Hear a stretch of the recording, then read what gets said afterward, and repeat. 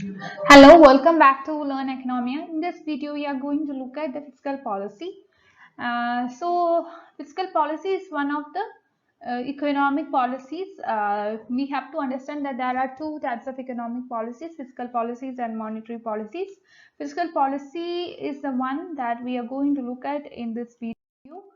So, before going into the depth of fiscal policy, let's understand the meaning of fiscal policy. Fiscal policy is considered to be an integral part of public finance, especially when it comes to the aspects of financing or government expenditure and all. Fiscal policy plays a very important role, mainly because this policy or fiscal policy refers to the policy aspects taken by the government of an economy. So these would include the macro. This would have an impact upon the macroeconomic variables such as national income, employment, saving, investment, price level, etc. So it's a set of policies under which the government uses its expenditure and revenue programs to program desirable effects and avoid undesirable efforts. So the main motive of the government with when it goes to implementation of these kinds of policies is to produce desirable effects, and at the same time the government tries to reduce or avoid the undesirable effects, especially on the aspects like national income, production and employment. So in a nutshell, we could see that the fiscal policies are those policies taken by the government of an economy in order to produce a positive impact on the economy, overall economy. Now, fiscal policy involves the policy related to taxation, government spending and borrowing programs in order to affect the macroeconomic variables which we have already discussed. So the use of these kinds of policy measures could be grouped into two. First of all, those programs and policies which operate automatically, which is known as automatic or built-in stabilizers, and these include a change in fiscal policy that is triggered by the state of the economy. Now, secondly, we have those kinds of programs and policy which are discretionary in the sense that the government takes deliberate action to manage the aggregate demand in the economy. So this is known as a discretionary fiscal policy. These kinds of fiscal policies include those policies which are initiated by the government authorities. What are the objectives of fiscal policy? Firstly, we have to focus upon the economic growth. Economic growth is considered to be one of the primary objectives of fiscal policy, and to accelerate the rate of economic growth by stepping up the rate of investment and capital formation, the government takes many programs.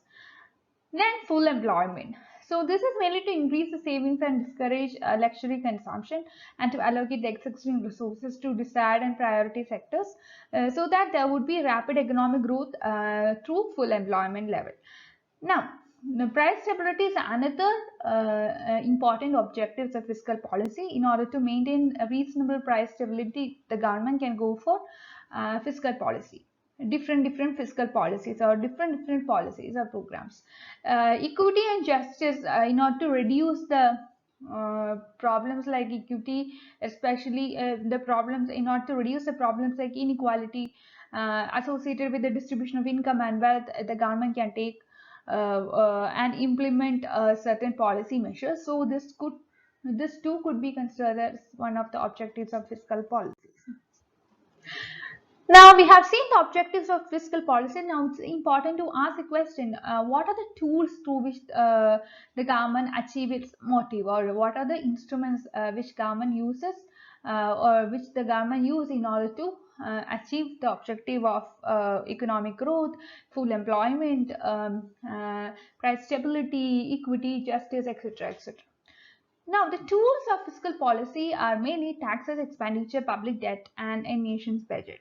These consist of changes in the government revenues or raise in tax structure, so that there would be encouragement or restriction of private expenditures on consumption and investment.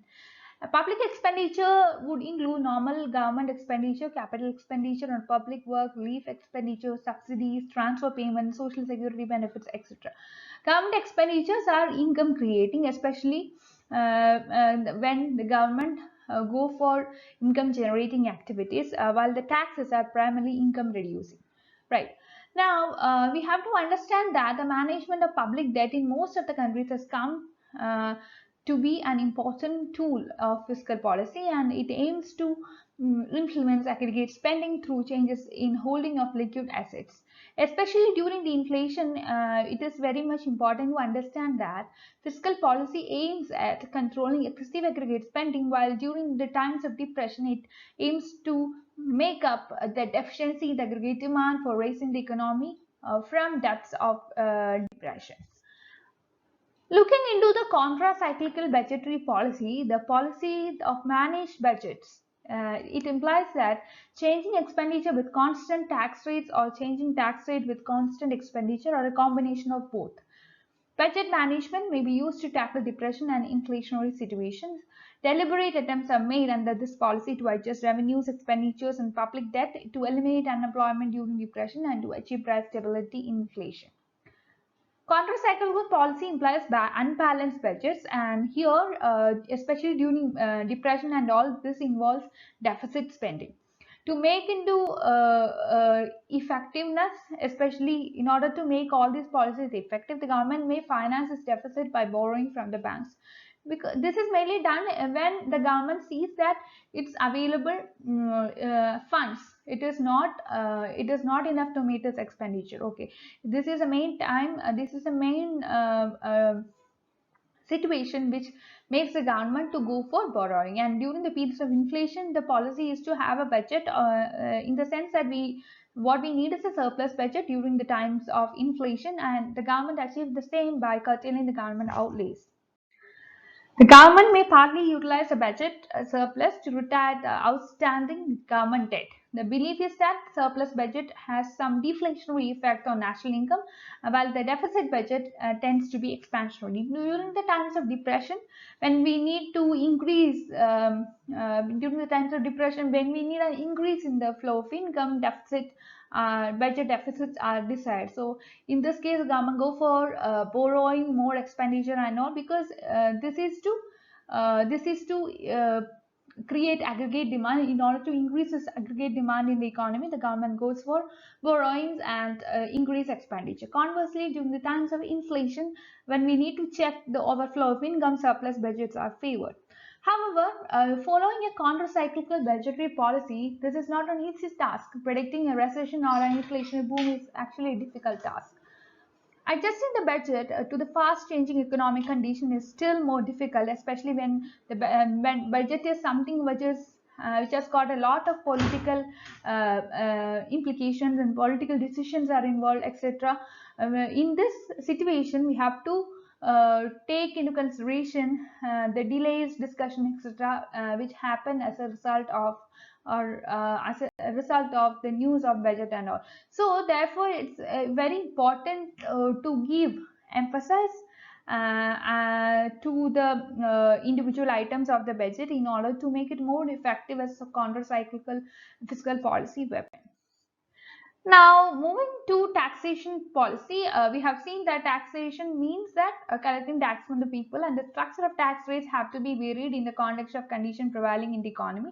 Taxes would determine the size of disposable income in the hands of the people, and therefore it is something which determines the quantum of inflationary and deflationary gaps in the economy.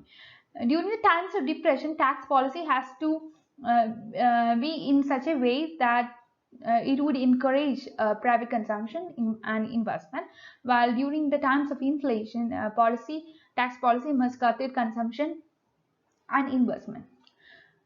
During depression, a general reduction in corporate and income taxation has been favored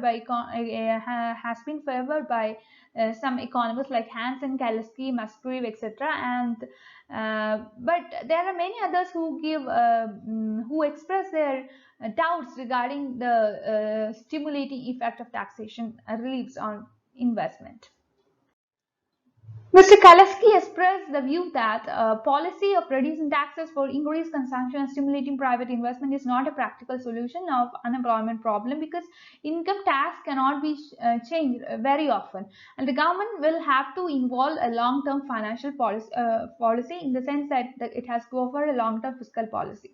During inflation, new taxes can be levied to wipe off the surplus purchasing power, and caution has to be taken to raise the taxes so that this won't be that high in order to create this investment and all, because we have to take into consideration the business recession that would be generated if we go for that. Expenditure tax and excise duties are anti-inflationary in character, and during inflation, fiscal authority should aim at levying these kinds of taxes as reduce current excessive demand for specific commodities rather than aggregate demand. Redistributive taxation is very much considered to be a best measure for raising and stabilizing the consumption function, and this implies a progressive kind of tax structure, which would imply taxing the high income groups at high rates and middle and low income groups at lower rates, with a view of raising the consumer spending. Moving to public debt, this is considered to be a sound program of public borrowing, and debt repayment is considered to be a weapon. It's potent weapon to fight inflation and deflation in the economy. Government borrowing can be in the form of borrowing from non-banking financial intermediaries, borrowing from commercial banks, drawings from central banks, or printing new money. Borrowing from public through sale of bonds and securities would curtail the consumption, private investment, etc., and would create an anti-inflationary effect in the economy. Borrowing from banking system is effective, especially during depression, if banks have got excess cash reserves. Thus, if unused cash is considered to be lying idle with the banks, it will cause a net addition to the national income stream if the government can lend that, if that is lent to the government. Now, withdrawals of balances from treasury are inflationary in the nature that these balances are likely to be small, and this would have little importance in the economic system. However, printing of new money is highly inflationary because that will create more money in the hands of the public, and which will lead to inflationary situation in the economy. During the times of war, borrowing becomes necessary when inflationary pressure becomes strong. In the period of inflation and all, public debt has to be managed in such a way as to reduce the money supply in the economy and curtail credit. The government will do it well to retire debt through budget surplus. During depression, on the opposite, taxes are reduced and public expenditure are increased. Deficits are financed by borrowing from the public, commercial banks, and central bank, etc. The public borrowing of otherwise idle funds will have no adverse effect on consumption and investment. When budgets are deficit, it is very difficult to retire debts. Actually, it pays to accumulate debt during depression and redeem it during expansion. Along with this, monetary authority, especially the central bank of a country, must aim at low bank rate to keep the burden of debt low. Public debt becomes an important tool of anti-cyclical policy. Moving to public expenditure, this is used to stimulate production, income, employment, etc. in the economy. Government expenditure forms a very significant part of the total expenditure of the economy, and reduction or expansion in it would have serious implications on the national income of the economy as well. So it is considered to be an instrumental in adjusting consumption and investment in order to achieve full employment. We have seen that the main motive of the government with this fiscal policy is to achieve full employment, along with many other goals like price stability, economic growth, etc. So during inflation, the best policy to reduce government expenditure in order to control inflation by giving up such schemes are justified only during deflation. When expenditure are reduced, there would be its implications on the economy. Attempts made to increase public revenues to generate budget surplus. Though this is considered to be true, there is a limit beyond which it is not possible to reduce government spending. Yet the government can vary its expenditure to some extent in order to reduce inflationary pressures.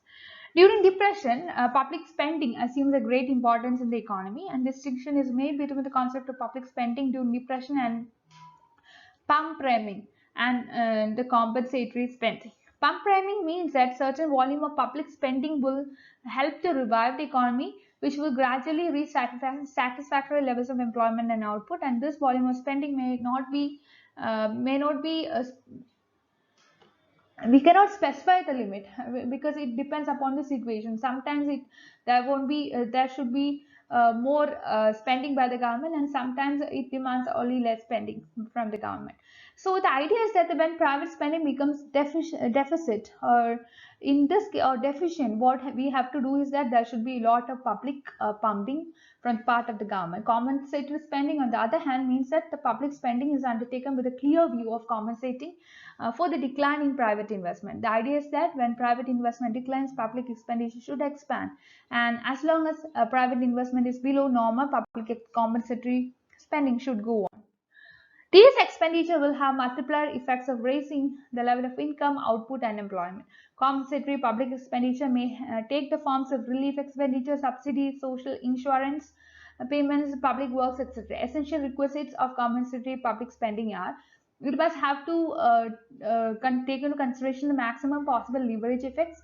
It must also be it must not be mutually offsetting, and it must create economically and socially desirable assets in the economy. Coming to public works, public expenditure meant for stabilizing can be classified into expenditure on public works such as roads, schools, etc., and transfer payments. These would include pensions, subsidies, leave payment, unemployment insurance, etc. The expenditure of building up of capital asset is known as capital expenditure, and transfer payments would come under the current expenditure. And it has been recommended by the government in order to keep ready with the list of public works which the government has to take into consideration. Such program of public investment will tone up the general morale of businessmen for investing. The primary employment in public works programs will induce secondary and tertiary employment. As soon as the economy is put on the expansion track, such programs may be slackened.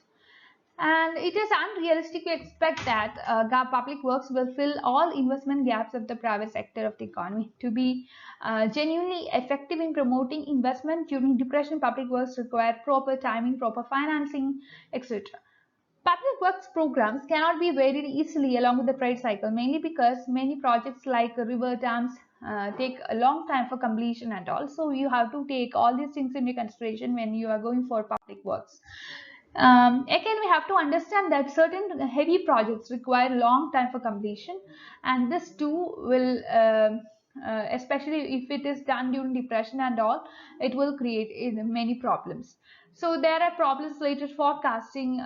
So there will be delays, and there will be heavy debt burden, and sometimes this will cause misallocation of resources.